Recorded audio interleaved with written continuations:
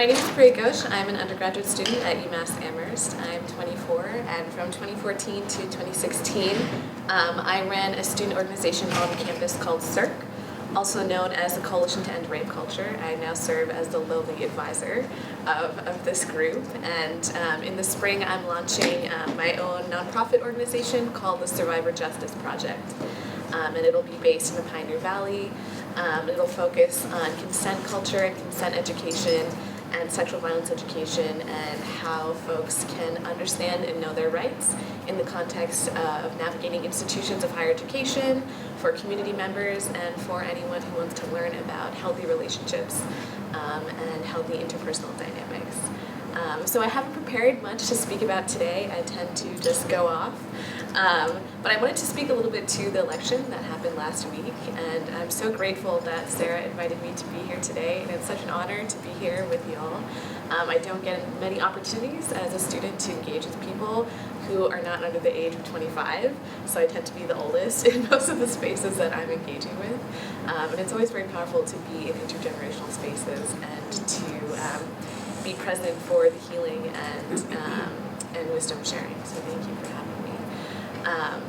So in the wake of the election that happened last week, I've been having a lot of conversations with other survivors, other activists, other organizers in the campus community and in the Pioneer Valley at large.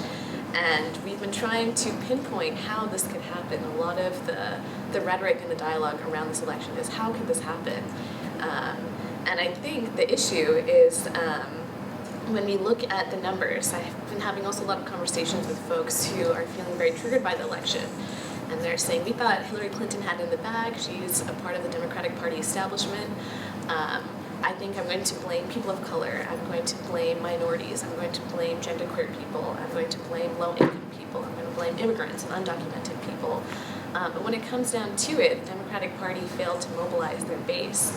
And so we look at the numbers statistically, over 50% of every minority group voted Dem, voted blue, even in swing states. And the issue is that 53% of white women voted for Trump, and 69% of white men voted for Trump.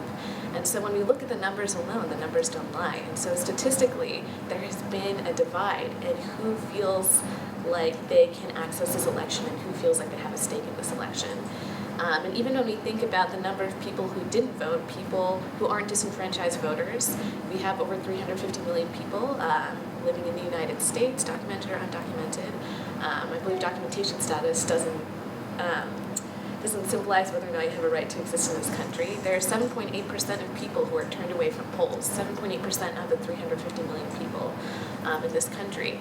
And so when we think about folks who could have changed the course of our election and changed the course of now our institutional history, a lot of people were being disenfranchised and were turned away from the polls. They didn't have the right paperwork. They didn't register on time. They didn't feel like they had the opportunity to access this election. And also 100 million people just chose to straight up not vote in this election. And so that's very concerning. What is it about the way that electoral politics works in this country that people feel like they don't have a stake in this? And so I think we need to shift conversations from placing blame into how we can move forward and allow ourselves time to heal and to grieve and to mourn. And for me, as someone who is a survivor activist and who's been doing organizing work in the Valley for almost 6 years, and in total as a student for 10 years, I'm thinking about the fact that our country has been mobilized to support a rapist as our president. Donald Trump is standing trial for rape in December. And so we have never really had a sitting U.S. president or president-elect who has been standing trial for any kind of discrepancy, any kind of transgression, let alone sexual assault and rape. And I think that's something that needs to really sink in for folks, especially I know people who voted for Trump, even in the progressive Western Mass bubble where everyone is radical and everyone claims to care and love for each other. There still are folks who voted for Trump. 394 people voted for Jill Stein in Northampton and over 1,000 voted for Trump, and everyone else voted for Hillary Clinton. So even when we think about demographics, the former speaker was talking about Bernie Sanders and how his politics were so powerful for people. And I think Trump was really successful in mobilizing the white working class folks, predominantly the cis males and the straight men, who felt like they don't have economic agency and economic justice in their lives. And so when you use anti-establishment rhetoric, like the system is rigged, that's going to fire up your base. And Bernie Sanders was using the same rhetoric. We are in a political revolution. The time is now. The system is rigged. It's our chance, it's our moment to snatch up victory and to vote for a progressive candidate and move the Democratic Party more left. And I think because of internal politics, the Democratic Party wasn't as successful as it could have been. And so that's my little spiel on the election. I have a lot of thoughts and feelings about the outcomes, but I'm also thinking towards the future. How are we going to keep our communities safe? How are we going to love ourselves and nourish ourselves and also protect each other? I have a lot of friends who are undocumented students who, are full-time students and they also live in the library. I have folks who don't know where their next meal is coming from and don't know how they're going to pay their rent checks. And they are graduate students and they teach at UMass. And so when we think about the precarity of our lives, it's only going to be exacerbated by the outcome of this election. And we're looking at a Republican-controlled House and Senate and also potential Republican-controlled Supreme Court justices. Who is Trump going to appoint? I've also been having conversations around, if in the first 100 days we can impeach Trump, we'll have a different person leading our nation. Mike Pence is just as bad. He believes that you can electrocute queer people and make them straight. And so this is all very disheartening. This is all very scary. And I've been thinking a lot about how we can protect ourselves and each other. And I think a lot of that comes from community. And I think a lot of that comes from events like y'all are holding today. And finding ways to build community as safety and build community as protection. UMass has had, I think, almost 4 rallies now in the wake of the election, and has been mobilizing a lot of students to talk about their identities and how they feel attacked by this election and how they feel unsafe. And so I think a lot of transformative radical actions that we can take moving forward is doing community care.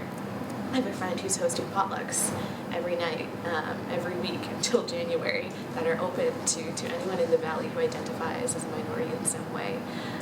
So at least you know that you have dinner taken care of, and that there's a way for you to sustain other components of your life. And specifically in thinking about, how folks who voted for Donald Trump felt that racism and bigotry and ableism and sexism weren't issues that they could overlook and weren't things that were deal breakers for them, just speaks to the lack of education around how important it is to support the folks who are most vulnerable in our population and within our small communities. And so within CIRC, we've been having conversations around the election, and today we're hosting a healing space for anyone in the community. I believe it's being held in the Campus Center Lounge at 5:30 to 7. There might be food. So that's always an incentive for students, especially undergraduate students who are always scrambling and doing 1,000 things at once. And I wanted to speak to how we got here and how this happened, and how this is all emblematic of a larger rape culture. And so CIRC stands for the Coalition to End Rape Culture. And our mission as an organization at UMass-Amherst is trifold. So our first and foremost is to support survivors of sexual and gender-based violence and intimate partner violence. And so when I explain what is rape culture to folks who haven't accessed this kind of work before, haven't been introduced to consent education activism, I tell them that rape culture is an environment in which sexual assault, misogynistic language, and misogyny are condoned and trivialized and normalized and codified in our institutions and in our communities and in our social dynamics. And that is how rape culture introduces and reproduces itself. And that's how when someone comes out and says, I was raped, I was assaulted as a child, I was mistreated by my partner, I was financially abused, the first few questions that come to folks' minds that we've been trained to ask are, what were you wearing? Were you drinking? How many sexual partners have you had?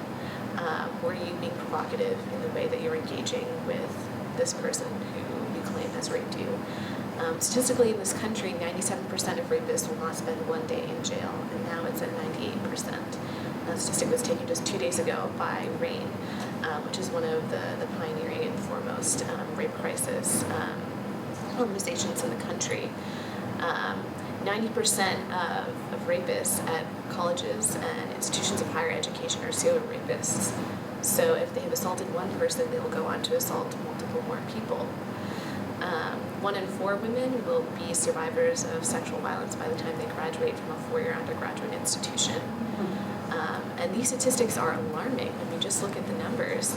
I use the same rhetoric as I think about the election. How could this happen? How do we live in this environment? And I think this rape culture and sexual violence is perpetuated on a micro and macro scale through these small, subtle actions, like asking someone what they were wearing, like victim blaming a survivor, like slut shaming, like assuming that rape only happens to women. Incidence of rape and sexual assault is extremely high for gender nonconforming people. 83% of people who identify as disabled have experienced sexual violence. Trans women not only are facing murder and physical violence in this country, they're also facing the highest numbers of sexual assault and rape. So these are very disheartening numbers, and thinking about how we can enact change in our communities and how we can protect our communities is really how we build community, how we check in with each other, how we look out for each other.